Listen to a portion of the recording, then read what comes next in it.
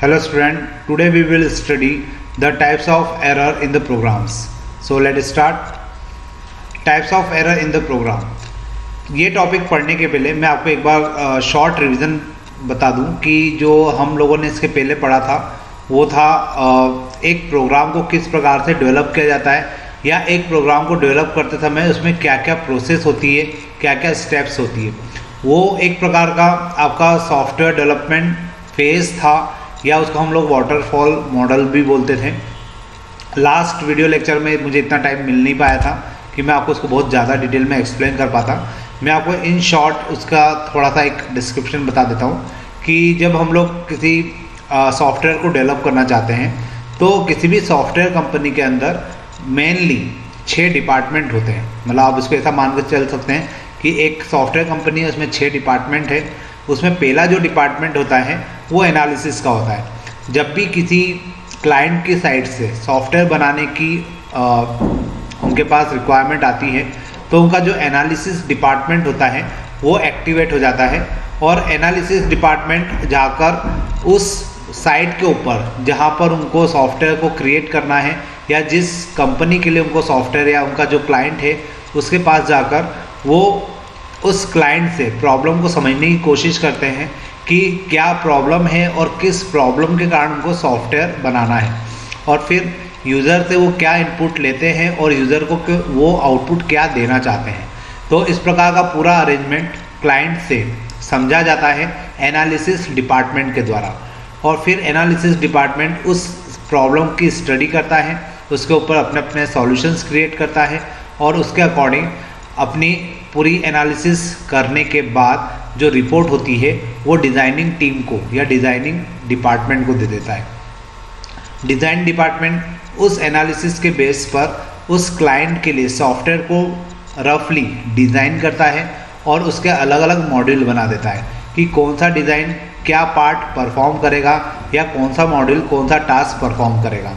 अब ऐसे बहुत सारे अलग अलग मॉड्यूल बना दिए जाते हैं और बहुत सारे अलग अलग मॉड्यूल मिलकर एक कंप्लीट सॉफ्टवेयर्स को बनाने में हेल्प करते हैं।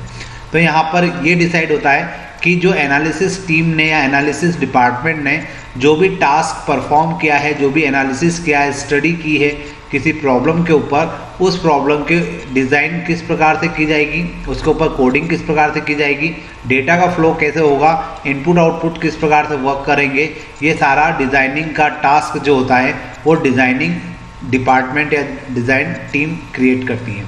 अब अगर हम लोग डिज़ाइनिंग टीम में हैं तो हमें इस बात पे भी ध्यान रखना होता है कि जो डेटाबेस है, जो यूज़र से इनपुट लिया जा रहा है, उसको कहीं ना कहीं हमें सेव रखना होगा।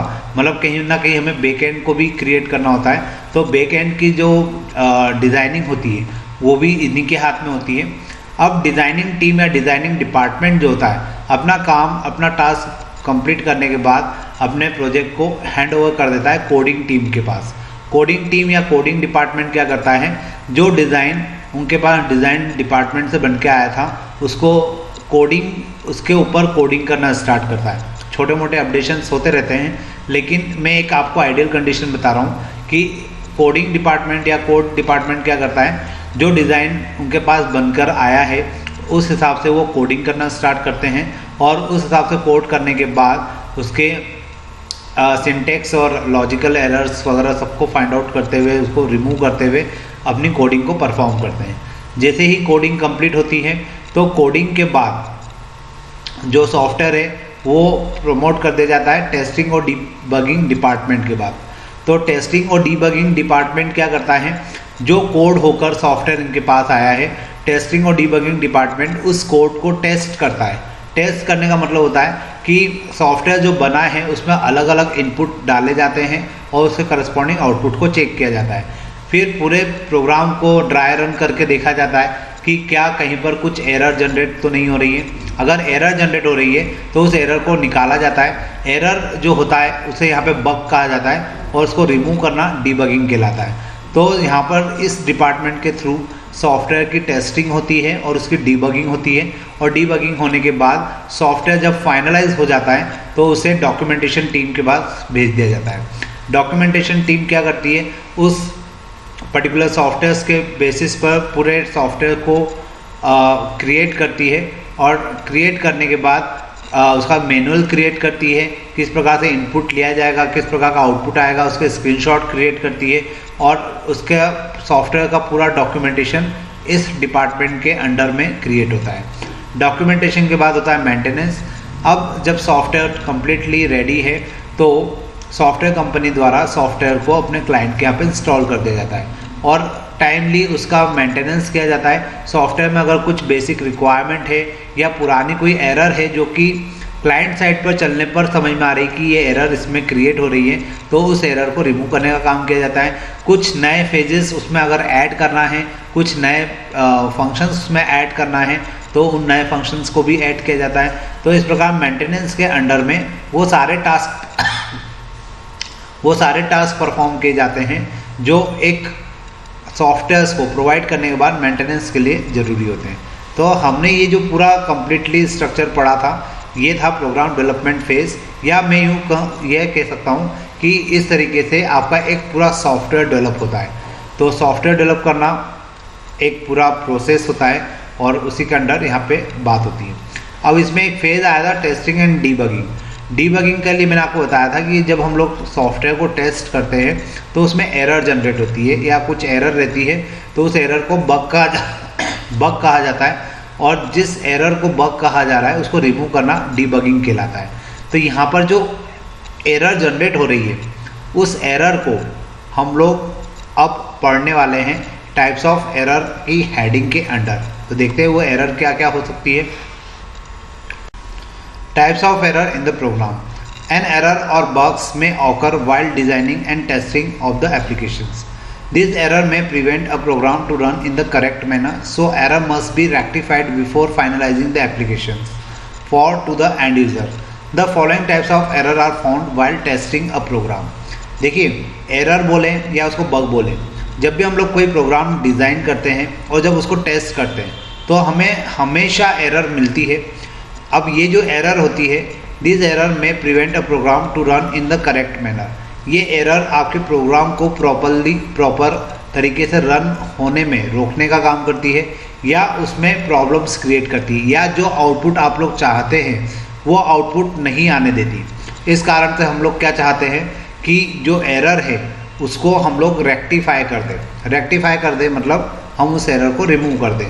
और ये जो प्रोसेस है ये कब हो जाना चाहिए? एप्लीकेशन के फाइनलाइज होने के पहले, क्योंकि आपने अगर अपनी एप्लीकेशंस को क्रिएट किया और उस एप्लीकेशन को क्रिएट करने के बाद आपने उसको बिना चेक किए, उसकी बिना एरर को रिमूव किए आपने उसको अपने क्लाइंट को या अपने एंड यूज़र को दे दिया, तो उस कंडीशन में क्या होगा, यूज़र के नज़र में आपकी वैल्यू डाउन होगी कि आपके सॉफ्टवेयर में प्रॉब्लम आ रही है और आप भी प्रॉब्लम फेस करेंगे। आपको बार बार वहाँ तक के राउंड लगाने होंगे और आपको बार बार उस सॉफ्टवेयर को अपडेट करना होगा। तो इस कारण से कभी भी सॉफ्टवेयर्स को क्रिएट करने के बाद उसमें एरर की चेकिंग की जाती है और एरर से चेक होने के बाद उसकी सारी एरर को रेक्टिफाई करने के बाद फाइनल जब प्रोजेक्ट बन जाता है तब उसे एंड यूज़र तक पहुंचाया जाता है।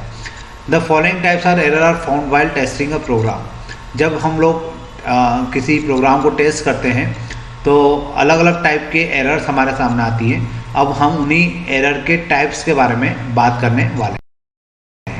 First one is compile time error. These types of error occur during the compile time. When program is compiled, its source code is checked for the rules of programming language by the compiler. सबसे पहली error होती है compile time error. Compile time error हम किसको बोलते हैं? ये error का वो टाइप होता है जब हम लोग प्रोग्राम को कंपाइल करते हैं और तब एरर जनरेट होती है।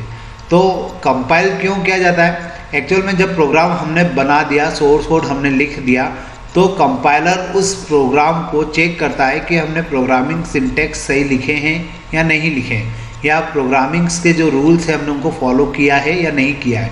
तो जब प्रोग्रामिंग के रूल्स को फॉलो करने की कंडीशंस को चेक किया जाता है या सिंटेक्स को चेक किया जाता है, तो ये सारी चीज़ें जो होती है, अगर उस समय कोई एरर हमने लिखने में की है तो वो कंपाइल टाइम एरर कहलाती है। और ये जो एरर होती है इसको भी दो कैटेगरी में रखा जाता है। First one is syntax error और second one is semantic error. Syntax error का मतलब होता है formal set of rules defined by the writing any statement is known as syntax error. अगर आपने जो सेट ऑफ रूल्स है उनको फॉलो नहीं किया, और आपने लिखने में कहीं पे मैच द सॉरी कहीं पर लिखने में आपने सेमी कॉलन नहीं लगाया या डबल सेमी कॉलन लगा दिए, या आपने कहीं पे कॉमा नहीं लगाया, या आपने गलत जगह पे कॉमा लगा दिया, तो ये सिंटेक्स एरर कहलाती है और ये एरर जनरली क्रिएट होती है। Syntax error occurs when the rules of programming language are not followed. यहाँ पे इसका सीधा सा मीनिंग है, सिंटेक्स एरर तब होती है जब आप प्रोग्रामिंग लिखने के रूल्स को फॉलो नहीं करते। Some of the common example of syntax error are spelling errors in keywords, missing semicolon, missing parenthesis and using incompatible data types।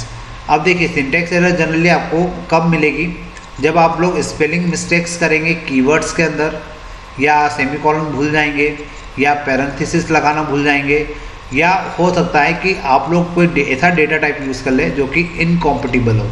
अब डेटा टाइप अगर इनकॉम्पेटिबल होगा तो ऑब्वियस है कि वहाँ पर एरर आएगी, और वो जो एरर होगी वो क्या कहलाएगी, सिंटेक्स एरर। मतलब प्रोग्रामिंग लैंग्वेज के जो रूल्स है अगर आपने उनको तोड़ा तो आपको डेफिनेटली एक एरर मिलेगी जो कि सिंटेक्स एरर होगी, और सिंटेक्स एरर को जज करना थोड़ा सा मुश्किल हो जाता है।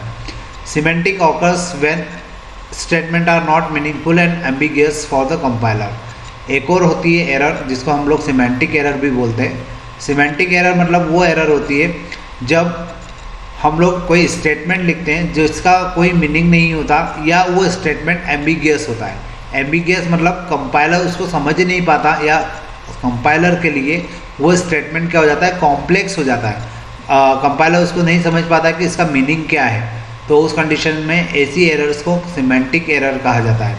For example, if you are writing an expression x plus Y equal to Z, मान लीजिए आपने लिखा x plus Y equal to Z, ये जो एक्सप्रेशन है ये सिंपल मैथमेटिक्स के लिए ठीक है, लेकिन जब हम लोग इसको हमारी प्रोग्रामिंग लैंग्वेज में यूज़ करते हैं तो इसका कोई मीनिंग नहीं है, क्योंकि यहाँ पर जेड की वैल्यू, ये असाइनमेंट ऑपरेटर है, यहाँ पर जेड की वैल्यू असाइन होना चाहिए थी या तो y में या तो x में, लेकिन यहाँ लिखा है x प्लस वाई, तो यहाँ पर जेड की वैल्यू किसको असाइन होगी ये क्लियर नहीं है, और ये क्लियर नहीं है तो इस कंडीशन में क्या होगा कि यहाँ पर जज नहीं किया जा सकेगा कंपाइलर द्वारा कि यहाँ पर जो क्लाइंट जो यूज़र है वो चाह क्या रहा है। जबकि यहाँ पर अगर आप x प्लस वाई की वैल्यू को जेड में पहुँचाना चाहते हैं तो आपको इसकी बजाय आपको लिखना चाहिए Z equal to X plus Y, मतलब x, क्योंकि जो रीडिंग होती है वो राइट टू लेफ्ट होती है, जो असाइनमेंट होता है राइट टू लेफ्ट होता है। अगर आप x प्लस वाई की वैल्यू को जेड में डालना चाहते हैं तो आपको यहाँ पे लिखना पड़ेगा x plus Y assigning to Z. Then semantic errors occurs, मतलब सीधा सा कंसेप्ट है कि अगर आपने एक्सप्रेशन गलत लिखे या आपने उनमें उनको आगे पीछे कर दिया तो ये जो एरर होगी ये सिमेंटिक एरर कहलाएगी, और इसे कौन लोकेट करेगा, इसे कंपाइलर लोकेट करेगा कि आपकी ये सिमेंटिक एरर है या ये सिंटेक्स एरर है। तो ये अपन ने अभी दो टाइप्स पढ़े, मतलब मेन तो अपन ने कंपाइल टाइम एरर पढ़ा जिसमें हमने दो टाइप पढ़े, एक तो सिंटेक्स एरर और एक सिमेंटिक एरर। अब इसके बाद हम लोग बात करते हैं नेक्स्ट एरर की। सेकंड टाइम होता है रन टाइम एरर।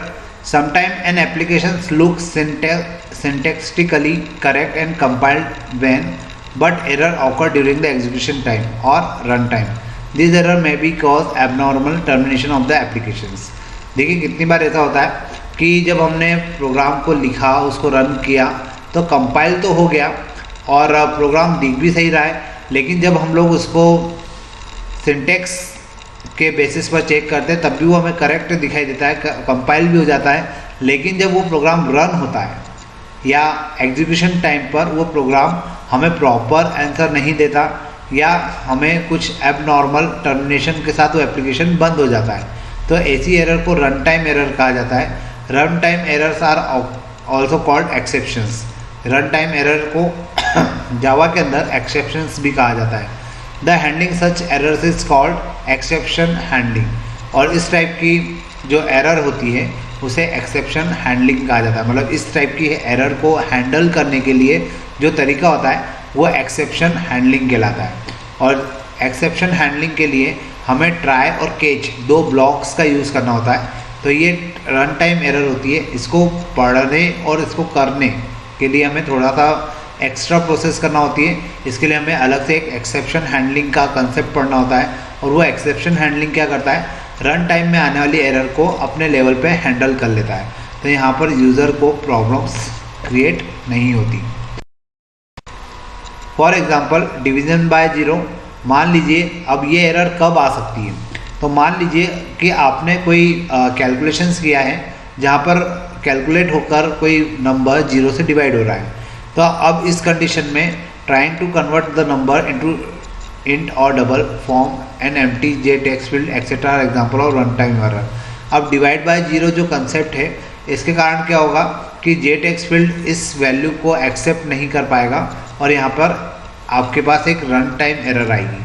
और ये जो रन टाइम एरर आएगी, अगर आपने एक्सेप्शन हैंडलिंग यूज़ कर रखी है तो ये रन टाइम एरर उस समय कंट्रोल में आ जाती है, उसको इसे हैंडल कर लिया जाता है। लेकिन अगर आपने एक्सेप्शंस का यूज़ नहीं किया हुआ है तो ये एरर आपके प्रोग्राम को रन होने से रोक देती है।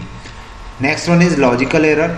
Sometimes a program is free from compilation और run time error but does not give the correct result due to the mistake in the calculation और use of operator etc. It is called logical error. कितनी बार ऐसा होता है कि हमने कोई programme बनाया तो वो कंपाइल भी हो गया, रन टाइम एरर भी नहीं आई, लेकिन वह प्रोग्राम हमें प्रॉपर आउटपुट नहीं देता या करेक्ट रिजल्ट हमें प्रोवाइड नहीं करता जैसा कि हम लोग उससे एक्सपेक्ट कर रहे थे। तो ये जो एरर होती है ये कहलाती है लॉजिकल एरर, क्योंकि हो सकता है कि हमने उसके अंदर जो लॉजिक लगाया हो वो प्रॉपर ना हो या उसमें कोई लूप होल हो जिसके कारण जो आउटपुट हम एक्सपेक्ट कर रहे थे वो रिज़ल्ट हमें नहीं मिल पाता।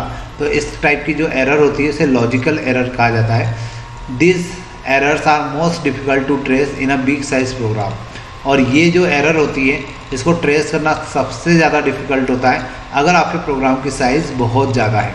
For example, suppose you are using a wrong formula for calculating average of 3 subject marks as English plus Maths plus GK oblique divided by 3 instead of English plus Maths plus GK divided by 3 you may get incorrect result। मान लीजिए बहुत simple सा example यहाँ पर लिखा हुआ है कि आप किसी प्रोग्राम के अंदर 3 सब्जेक्ट के एवरेज मार्क्स निकालना चाहते हैं और आपने वहाँ पर फॉर्मूला लिखा English plus maths plus GK divided by 3। तो सिंपल मैथमेटिक्स के अंदर देखा जाए तो ये फॉर्मूला सही है। आपने अगर 3 सब्जेक्ट के मार्क्स लिखे और डिवाइड बाय 3 कर दिया तो उस कंडीशन में क्या होगा, यहाँ पर आपका आंसर सही आएगा। सिंपल मैथमेटिक्स की बात कर रहा हूँ जब कॉपी पेन का यूज़ किया जाता है। लेकिन जब आप यही फॉर्मूला अगर अपने प्रोग्राम में यूज़ करते हैं तो ये फॉर्मूला गलत हो जाता है। क्यों? क्योंकि यहाँ पर बॉडमास का रूल बहुत स्ट्रिक्टली फॉलो होता है और आपको लिखने के लिए, एक्सप्रेशंस को लिखने के लिए बहुत ज़्यादा कॉन्शियस होना ज़रूरी हो जाता है। अब अगर आप 3 सब्जेक्ट के एवरेज मार्क्स निकालना चाहते हैं तो आपको पहले इन तीनों को प्लस करके ब्रैकेट में लिखना होगा। इसका मतलब होगा कि तीनों आपस में प्लस के फॉर्म में हैं, then they will divide by 3। उसके बाद ये 3 से क्या होंगे, डिवाइड होंगे। You may get the incorrect result, otherwise आपको क्या मिलेगा, एक इनकरेक्ट रिजल्ट मिलेगा। तो देखिए केवल एक ब्रैकेट लगाने से हमारा जो लॉजिक था वो गड़बड़ा गया था और जब हम एक्सप्रेशन में इस टाइप का लॉजिक लिख देते तो हमें बार बार लगता है कि ये सही है, लेकिन यहाँ पे क्या गलत था वो केवल एक ब्रैकेट था और वो हमारे दिमाग में उस समय नहीं आ पाता। तो लॉजिकल एरर को फाइंड आउट कर पाना बहुत मुश्किल होता है। तो इस कारण से लॉजिकल एरर हमारे प्रोग्राम अगर है तो हमारे लिए प्रॉब्लम क्रिएट हो सकती है। अब यहाँ पर नेक्स्ट जो है, अभी हमने जो एरर्स पढ़ी उन्हीं को इन्होंने डायग्रामेटिकली एक्सप्लेन किया हुआ है। सबसे पहले एरर, फिर एरर के 3 टाइप हो गए, compile time error, logical error और रन टाइम एरर। ये आपको बहुत अच्छे से याद होना चाहिए क्योंकि ऑब्जेक्टिव भी इसमें पूछे जाते हैं और आपसे डायरेक्ट क्वेश्चन भी इसके ऊपर पूछे जा सकते हैं। तो compile time error, logical error और रन टाइम एरर। फिर कंपाइल टाइम एरर को फिर से 2 कैटेगरी में रखा है, सिंटैक्स एरर और सिमेंटिक एरर। तो इस प्रकार से हमारे पास बेसिकली 3 टाइप की एरर होती है और कंपाइल टाइम में फिर से 2 टाइप की एरर होती है। तो ये 5 एरर है और इनके ऊपर एक शॉर्ट नोट एग्ज़ाम में लिखने के लिए आता है। तो ये अपने आप में कंप्लीट 5 मार्क्स का क्वेश्चन है। तो ये हमारा खैर इस चैप्टर का लास्ट टॉपिक था। और यहाँ पे हमारा प्रोग्रामिंग गाइडलाइंस वाला जो चैप्टर चल रहा था 7 नंबर का वो कंप्लीट हो जाता है। तो अब आप लोगों को थोड़ा सा प्रैक्टिस करना है, क्योंकि धीरे धीरे हमारे चैप्टर्स कंप्लीट होते जा रहे हैं और आप लोगों के लिए पढ़ने के लिए काफ़ी मटेरियल हो चुका है। तो आप लोग पढ़िए। कहीं पर अगर आपको प्रॉब्लम आती है कुछ टॉपिक समझने में तो आप मुझसे डायरेक्ट कॉल करके बात भी कर सकते हैं, अपने प्रॉब्लम्स को भी पूछ सकते हैं। और इसके बाद भी जहाँ तक हो सकेगा, मैं वैसे भी आपको नोट्स प्रोवाइड कर ही रहा हूँ, तो कोशिश करिए कि आप लोग क्वेश्चंस को यहाँ से मतलब जो टॉपिक आपको बताए गए हैं उनको पढ़ें, और 6 मंथली के जो पेपर आपको दिए गए हैं उन पेपर्स को अच्छे से करिए, क्योंकि मोस्ट प्रोबेबली क्वेश्चंस आपके जो रहेंगे उसी में से आएंगे। तो ये आपके लिए बहुत एक बेनिफिशियल है कि आप लोग के पास नोट्स भी है, आपके पास वीडियो लेक्चर्स भी है, आपको केवल उनको पढ़ना है, समझना है, और प्रॉब्लम आती है तो आप लोग हमें कॉल कर सकते हैं। तो अपन आज के लिए इतना ही रखते हैं। Thank you.